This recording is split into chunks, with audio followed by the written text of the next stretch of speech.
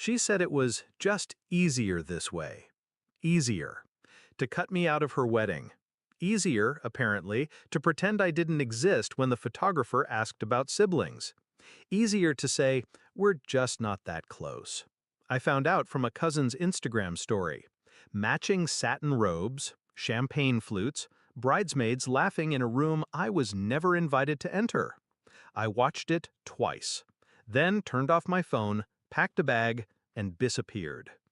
There was a time she couldn't sleep without calling me. When our parents were fighting behind thin walls, it was my twin bed she crawled into. When she had her first breakup, she came to me before mom. I kept her secrets, wiped her tears, fought her battles. But she outgrew me. Or maybe she rewrote the story once it didn't serve her anymore. It started slow, less sister and more consultant. Only reaching out when she needed something, money, advice, an alibi. Then she met Daniel, too polished, too perfect, a man with a smile that never quite touched his eyes. I warned her. She called me jealous. After that, the distance turned to silence. 6 months before the wedding, I texted her, "Do you want me to help with anything?" No reply. 2 months later, I sent a gift from her registry. No thank you.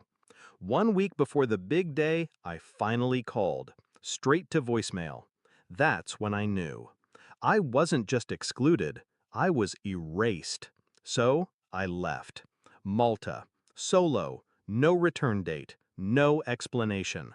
I didn't post, didn't respond. Just swam, hiked, exhaled, and waited. The first call came at 6:13 p.m. local time. Unknown number. Then my aunt, my mother, my father, even Daniel's sister. Missed calls, voicemails, panic. I didn't listen. Not until my curiosity cracked open the silence. "Please come home. It's all falling apart. Your sister needs you." You knew, didn't you? Yes, I did. 2 weeks before the wedding, Daniel came to me, of all people. Showed up outside my office. Shaky hands, sweaty forehead. Said he needed to confess something before it was too late. He'd cheated. Twice. Once with a coworker, once with a bridesmaid. He didn't say sorry. He said he was scared. Scared of being caught. Scared of me finding out. I said nothing. Just watched him crumble under the weight of his own cowardice. Then I let him go. Because I had a better idea. I met with the wedding planner 2 days later. Used my maiden name. Introduced myself as a friend of the bride. She was chatty. Too chatty. Shared all the schedules, the seating chart, the emergency contacts. I took photos, smiled, paid in cash. Then I made one call. To the bridesmaid he'd slept with. Turns out she didn't know about the coworker. Didn't know she wasn't the only secret. She cried. I listened. Then I told her where to be and when. The wedding was held at a glass villa estate. Garden ceremony. Custom vows. Classical quartet. She wore white. He wore gilt. And right before the kiss, the bridesmaid walked down the aisle. Tears streaming. Phone in hand. Receipts in the other. She didn't scream. She just read. Names, dates, messages. The sound system caught every word. Guests froze. My mother fainted. My sister dropped the bouquet.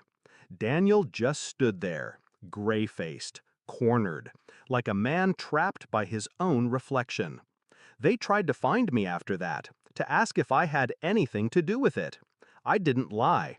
I said, I went on vacation, which was true. And when they pressed me, voice after voice, message after message, I let the silence answer for me. Because here's the truth. She chose a man over me. She chose appearances over blood. She let him erase me from the wedding.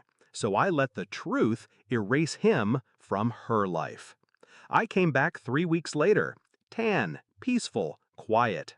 My sister was holed up at our parents' place. Didn't leave her room for days. When she finally called me, she didn't apologize. She just asked, "How long have you known?" I said, "Long enough." She said nothing after that. We haven't spoken since. But I'm not angry, not anymore. She needed to learn that betrayal has a price. And I don't believe in revenge. I believe in timing. Letting people hang themselves with the rope they spun from their own lies. And I believe in leaving, before they realize you're the one holding the scissors.